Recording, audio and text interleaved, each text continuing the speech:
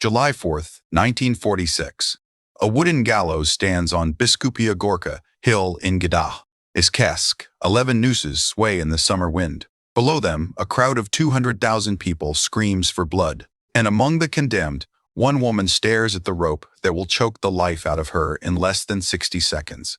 Her name is Ewa Paradies, 26 years old, a former waitress, a former camp guard, a woman who once whipped naked prisoners in freezing showers until their skin turned blue and their bodies stopped moving.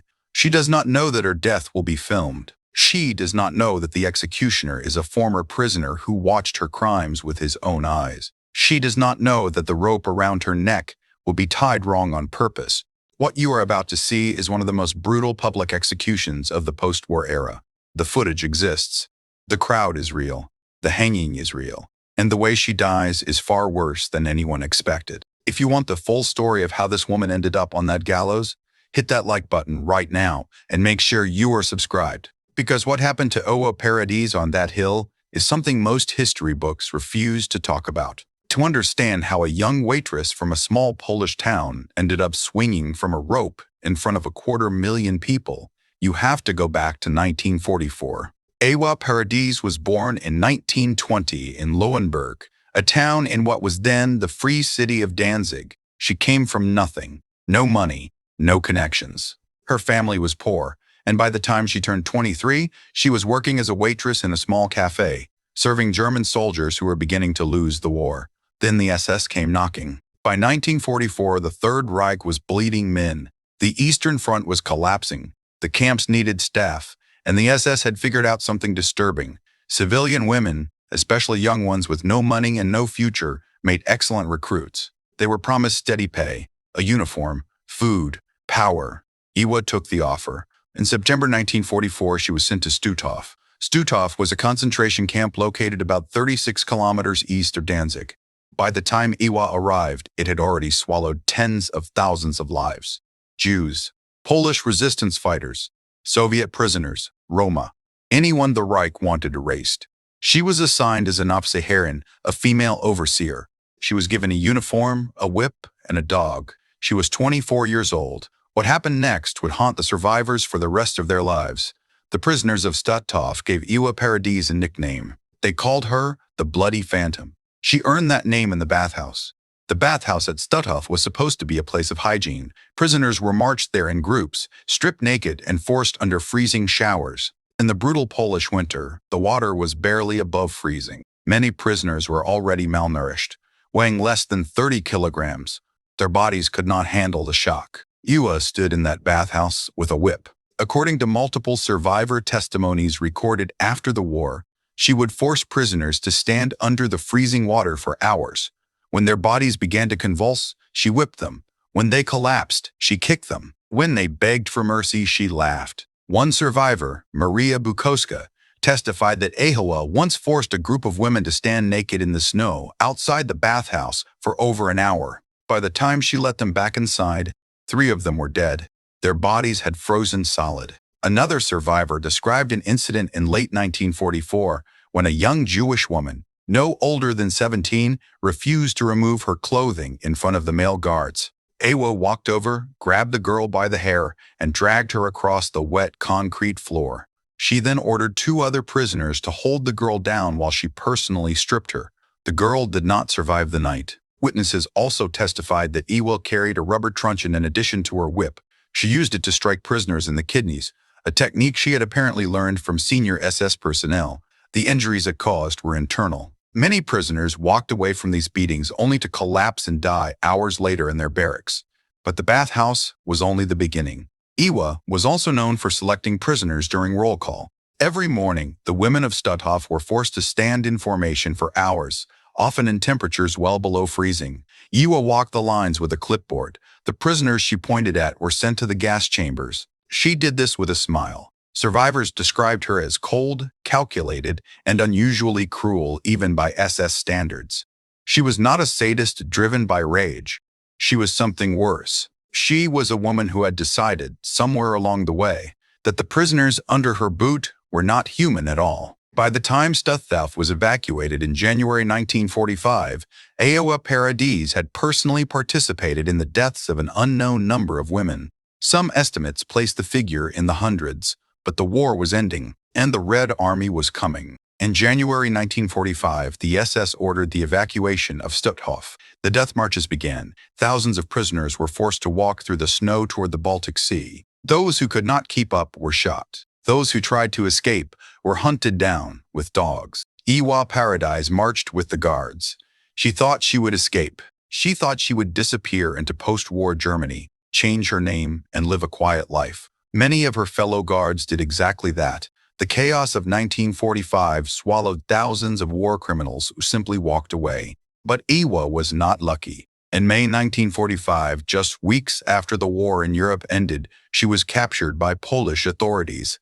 She was 25 years old. She was taken to Stutthof and held in a prison cell while investigators built their case. The new Polish government, eager to demonstrate justice to a traumatized population, decided to put the Stutthof guards on trial publicly. The trial began on April 25, 1946.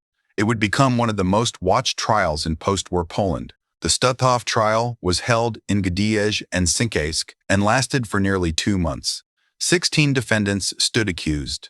Among them were 5 female guards, including Ewa Paradies, Jenny Wanda Barkman, Elizabeth Becker, Wanda Klaff, and Gerda Steinhoff. The evidence against Ewa was overwhelming. Survivor after survivor took the stand. They described the bathhouse. They described the freezing showers. They described the selections.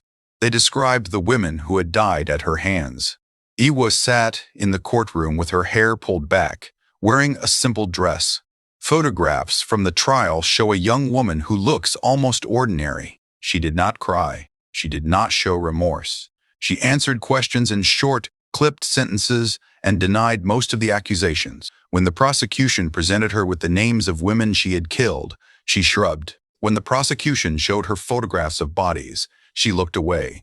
When the prosecution asked her if she understood what she had done, she said nothing. The verdict came on May 31, 1946. Ewa Paradies was found guilty of crimes against humanity. She was sentenced to death by hanging. The sentence would be carried out in public. Stay with me, because what happens next is the part most documentaries skip over. The execution itself was filmed by Polish military cameramen. The footage still exists. And it is one of the most disturbing pieces of post-war evidence ever recorded. If you are still watching this far in, hit that like button. It tells the algorithm that this kind of forgotten history matters, and subscribe so you do not miss the rest of this story. July 4, 1946. Biskupia Gorka Hill, just outside Gdańsk. A massive wooden gallows had been constructed on the hilltop. It was not a single trapdoor. It was a long platform with 11 separate nooses, designed to execute multiple prisoners at once. Below the platform, 3 Soviet-built Lublin trucks were positioned. The condemned would stand on the truck beds. When the trucks drove forward, the prisoners would be left hanging in midair. The crowd began arriving at dawn. By the time the executions were scheduled to begin, an estimated 200,000 people had gathered on the hillside. Survivors of Stutthof, families of the dead, Polish soldiers, curious civilians, children sitting on their fathers' shoulders, photographers, cameramen, journalists from across Europe. It was the largest public execution in post-war Poland. At around 5 p.m., the condemned were brought up the hill in a convoy of military trucks. Ewa Paradies stepped out wearing a simple dark dress. Her hands were tied behind her back. Her hair had been cut short. She was 26 years old. She did not look at the crowd. The condemned were lined up at the base of the gallows. A Polish military officer read the charges and the sentences. The crowd was silent. Then, one by one, the prisoners were marched up onto the truck beds and the nooses were placed around their necks. Here's where it gets worse. The executioners were not professional hangmen. They were former prisoners of Stutthof, men who had survived the camp, men who had watched their wives, their sisters, their mothers die at the hands of the women now standing on those trucks, and they tied the nooses themselves.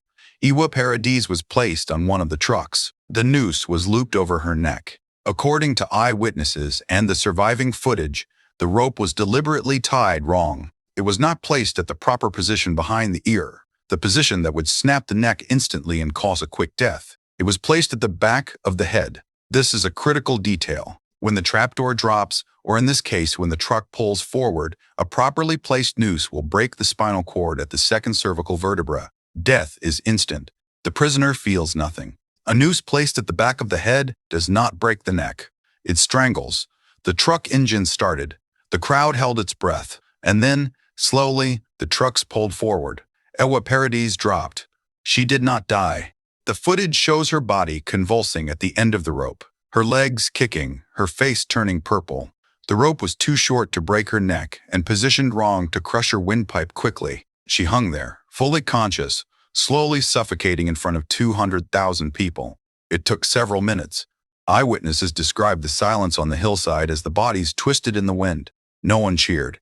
No one celebrated. The crowd simply watched as 11 war criminals slowly choked to death on a Polish summer evening. When Ewa Paradies finally stopped moving, her body was left hanging on the gallows for hours. Photographers took pictures. The cameras kept rolling. The crowd dispersed slowly, walking down the hill in silence.